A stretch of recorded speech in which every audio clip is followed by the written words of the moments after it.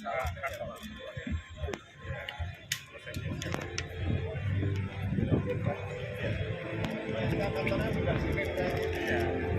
harus memastikan program yang kita berhasil.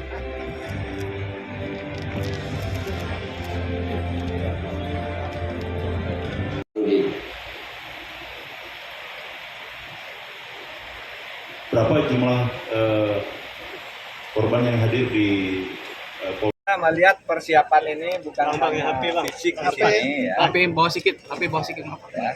Jadi persiapan kalau fisik di sini nampaknya sudah sangat baik, mungkin 98% sudah oke, sangat siap. Nah, saya ingin menyampaikan aja yang non fisik. Menjelang ini kan banyak tanggapan-tanggapan dari masyarakat. Ada yang mengatakan ini kok baru sekarang, kok terlambat dan seterusnya. Kemudian kok bangunan-bangunan dirusak dan sebagainya. Ini saya katakan gini, peristiwa di sini sudah terjadi pada tahun 89.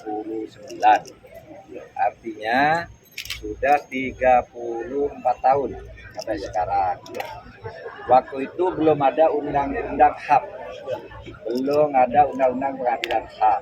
Undang-undang HAM itu baru lahir tahun 99, undang-undang pengadilan HAM itu baru lahir tahun 2000. Kemudian dikatakan yang mendapat rehabilitasi oleh negara itu harus ditetapkan oleh Komnas HAM bahwa itu adalah pelanggaran HAM berat. Nah, Komnas HAM itu baru memutuskan bahwa di sini termasuk pelanggaran HAM berat yang terjadi tahun 89, ya, 8 tahun sebelum reformasi. Itu baru ditetapkan oleh Komnas HAM itu tahun 2018. Jadi ini sudah termasuk cepat. Bagi yang tidak tahu kok baru sekarang. Ini baru ditetapkan oleh Komnas HAM 2018 dan kita tidak bisa menyatakan sesuatu itu pelanggaran HAM berat kalau Komnas HAM tidak menyatakan itu menurut undang-undang. Apa yang mau ditanyakan lagi? Yang belum terdata, Pak. Banyak yang belum terdata, Pak. Banyak yang belum terdata terkait korban ini. Nanti didata karena begini, yang kami buat itu berdasar laporan Komnas HAM, lalu divalidasi oleh tim. Nah, itu aja dulu. Nah, yang lain-lain nanti. Lalu penanganan non judicial seperti apa, Pak? Informasinya sampai bulan 12 itu diregistrasi. Yang apa? Yang untuk korban yang belum terdata sampai hari ini. Ada, itu tahap pertama. Kalau belum selesai kan nanti tentang non judicial gimana, Pak? apa?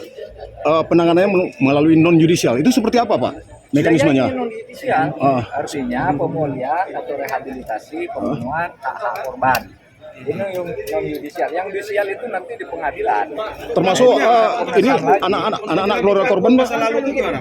Untuk pelaku masa lalu Penyelidikan Komnas HAM kan untuk judisial, sehingga yang di BAP keterangan korban hanya 54 korban. Oh, yaudah. Kopassus menduduki tempat ini dari 90, mulai membangun Kosantis dengan 5.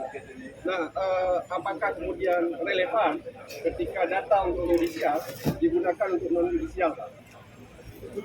Data non-judicial itu bukan untuk menggantikan judicial. Jadi datanya nggak akan ada yang terganggu. Apa masalahnya? Kan yang judicial itu Komnas HAM bersama Kejaksaan Agung bersama DPR nanti. Tidak ada.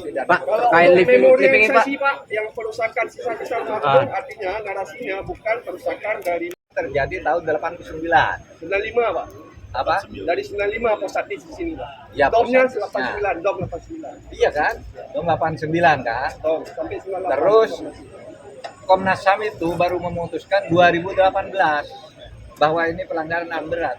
Nah, selama tenggang waktu itu kan masyarakat yang ngurus bersama pemerintah daerah dalam pengurusan biasa.